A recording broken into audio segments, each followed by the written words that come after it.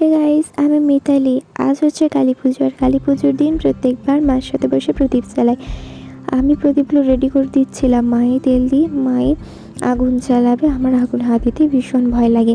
আর দেখো, এই প্রদীপটা আমি নিজে মাটি দিয়ে বানিয়েছি। কেমন হয়েছে কমেন্ট করে জানিও।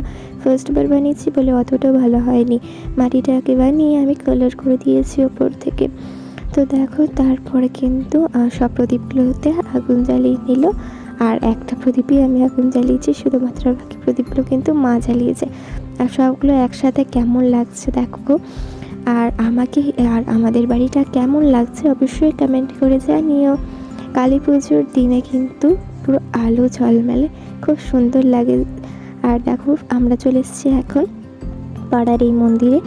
আর এই মন্দিরের মাকে দেখো কি সুন্দর লাগছে না, কি মিষ্টি লাগছে মাকে দেখতে। তারপরে চলে এলাম আমাদের বাড়ি থেকে দূরে নাককাটা কালী মন্দিরে।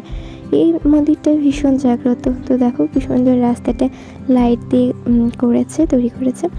আর ভেতরে ঢুকে দেখি ভীষণ ভিড়। আসলে এই মন্দিরটা যেহেতু প্রচণ্ড জাগ্রত, তাই জন্য অনেক ভিড় হয় এখানে প্রত্যেকবার কালী পুজোতে।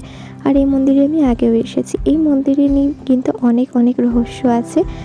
তো দেখো, আর আমি কিন্তু একটু লক্ষ্য করে দেখলে তোমরা দেখতে পাবে মাকে। আমি তো নিজেই দেখতে পাইনি ফার্স্টে, তারপরে দেখতে পেয়েছি। জানি না ফোনে কতটা দেখাচ্ছে। আর তোমরা দেখতে পেলে কি একটা জিনিস, যে পুরো ঘরটা কিন্তু চারিদিকে শিকড় ছিল গাছের। আর ওই দেখো, এই দুটো চরণ, আর ওই দূরে যেটা আছে ওটা হচ্ছে মা কালীর জীব। আর তার উল্টো দিকে ছিল এই মন্দিরটা। এই মন্দিরে পুজো হচ্ছিল। তারপরে চলে এলাম পাড়ার আরেকটা মন্দিরে, যেখানে অঞ্জলি হচ্ছিল। এর আগে একবার এসে পুজো মানে থালাটা দিয়ে গেলাম। তো তখন আর ভিডিও করিনি। এখন মা যেহেতু গেছে অঞ্জলি দিতে, আর আমি বাইরে দাঁড়িয়ে ওয়েট করছিলাম। তো তারপরে কিন্তু দেখো কি সুন্দর ফটকা ফাটছে। আমার ফটকা দেখতে ভালো লাগে, কিন্তু কোনোদিনও সাহস হয় না আর ফাটানোর জন্য। আর ফার্স্টবার কিন্তু আমি এটা ফাটিয়েছি। আর আগুন দিয়েই তো দৌড়, কী বলবো। আর আমার জীবনে একটু বেশি ভয়। আর আমি কিন্তু এটা ফার্স্টবার মানে ফোটালাম কোনো ফটকা।